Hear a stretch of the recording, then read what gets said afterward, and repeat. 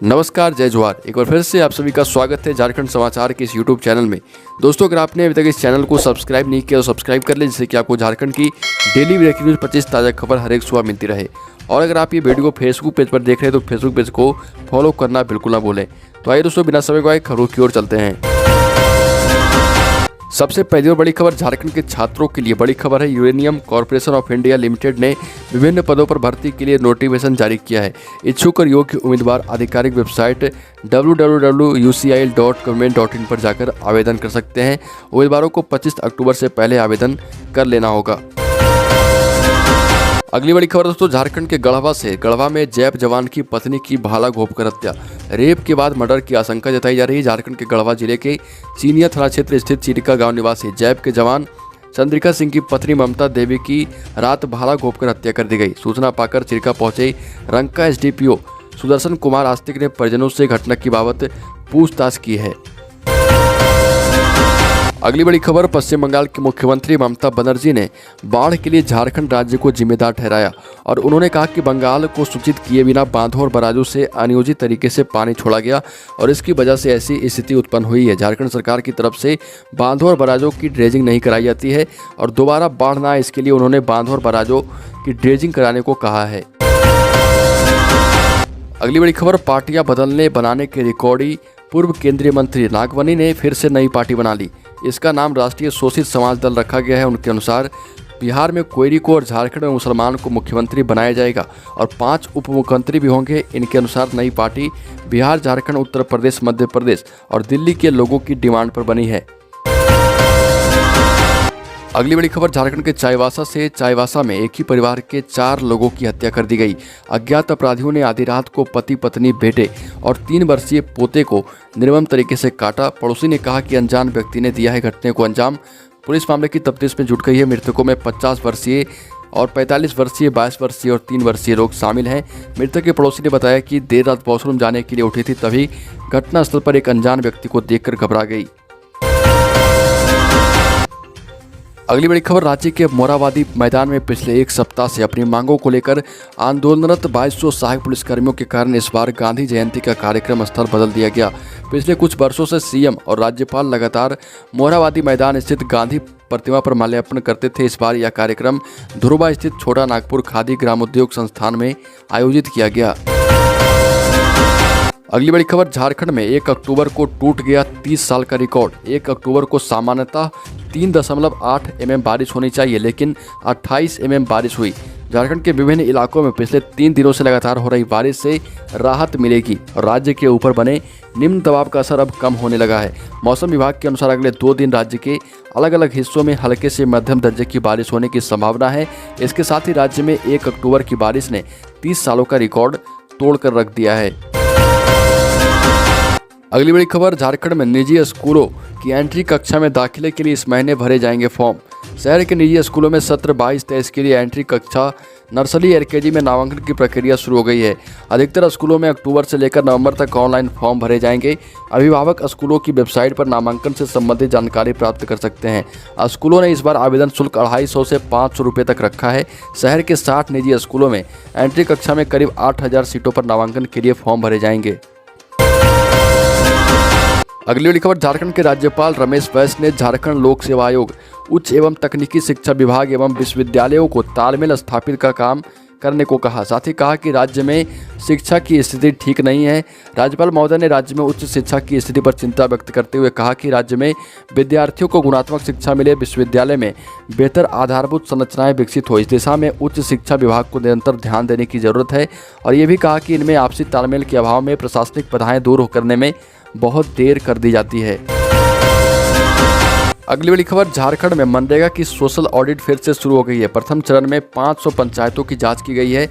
सरकार के निर्देश पर राज्य में मनरेगा योजनाओं के समवर्ती सामाजिक अंकेक्षण की प्रक्रिया फिर से शुरू हो गई। ग्रामीण विकास विभाग के मंत्री ने वित्तीय वर्ष 21-22 में मनरेगा के अंतर्गत चालू योजनाओं का अंकेक्षण करने का निर्देश दिया, जिसके तहत प्रथम चरण में कुल 500 पंचायतों का समवर्ती सामाजिक अंकेक्षण शुरू किया गया है।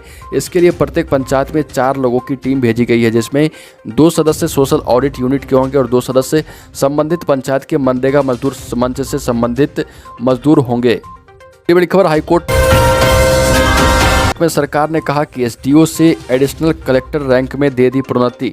झारखंड हाई कोर्ट में एसडीओ से एडिशनल कलेक्टर के रैंक में प्रोन्नति की मांग वाली याचिका पर सुनवाई हुई है।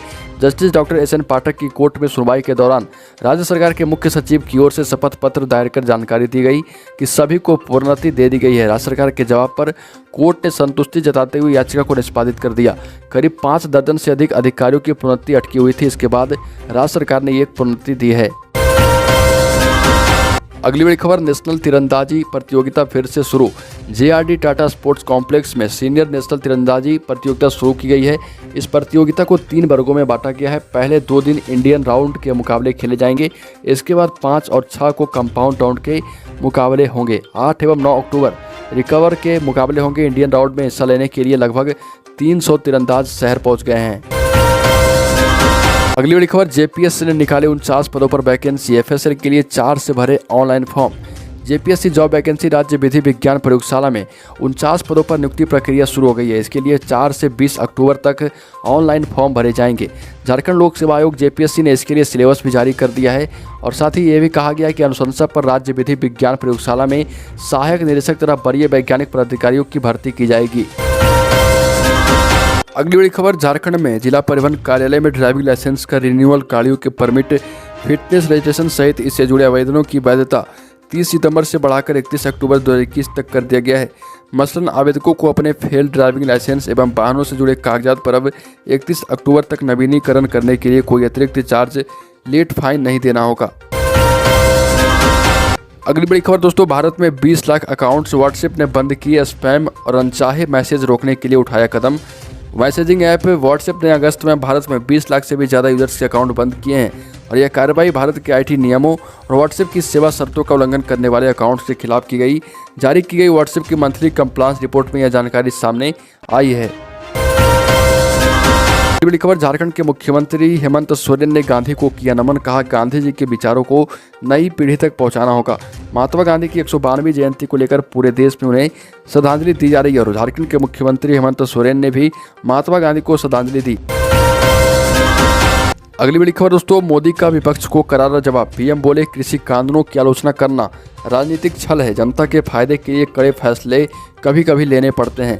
कृषि कानूनों पर जारी विरोध के बीच प्रधानमंत्री नरेंद्र मोदी ने विपक्ष पर तीखा हमला किया और उन्होंने इसे विपक्ष की बौद्धिक बेईमानी और राजनीतिक छल करार दिया है। उन्होंने कहा कि जनता की भलाई के लिए कई बार कड़े फैसले लेने पड़ते हैं। गुलामी से उसको पहले मिल जाने चाहिए थे। एक इंटरव्यू में कृषि कानून का बताते हुए मोदी ने ये सभी बातें कही है। बड़ी खबर दोस्तों, विस्तारवादी चीन को करारा जवाब देने के लिए भारत ने भी कमर कस ली है। पहली बार लद्दाख से सटी सीमा पर भारत ने K9 वज्र तोपें तैनात कर दी है। यह सेल्फ प्रोपेड हॉबिजर तोप 50 किलोमीटर दूर तक लक्ष्य पर निशाना साधने में सक्षम है। चीन के साथ 1 साल से ज़्यादा समय से बने गतिरोध के चलते इसे सीमा पर तैनात किया गया है। बॉर्डर पर K9 वज्र को ऊंचाई वाले इलाके में भी इस्तेमाल किया जा सकता है। इसका सफल परीक्षण भी हो चुका है और इसे आर्मी के सभी रेजिमेंट में शामिल किया जाएगा, जिससे सेना की ताकत और भी ज़्यादा बढ़ेगी। अगली बड़ी खबर, 21 साल बाद एक बार फिर से रांची के धुरवा स्थित तीरल आश्रम का कायाकल्प होगा। गांधी जयंती पर सीएम हेमंत सोरेन ने इसकी घोषणा की है। उन्होंने कहा कि महात्मा गांधी से जुड़े सर्वोदय आश्रम को संरक्षित और विकसित किया जाएगा। हेमंत सोरेन ने यह भी कहा कि तीरल आश्रम में संचालित छोटा नागपुर खादी ग्रामोद्योग संस्थान को महात्मा गांधी के सपने के अनुरूप ढाला जाएगा और इसे कुटीर उद्योग के क्रियाकलापों का हब बनाया जाएगा। तो दोस्तों, झारखंड की खबरों में अभी के लिए इतना ही। अगर आपने अभी तक इस चैनल को सब्सक्राइब नहीं किया तो सब्सक्राइब कर लें, जिससे कि आपको झारखंड की डेली ब्रेकिंग न्यूज़ 25 ताज़ा खबर हर एक सुबह मिलती रहे।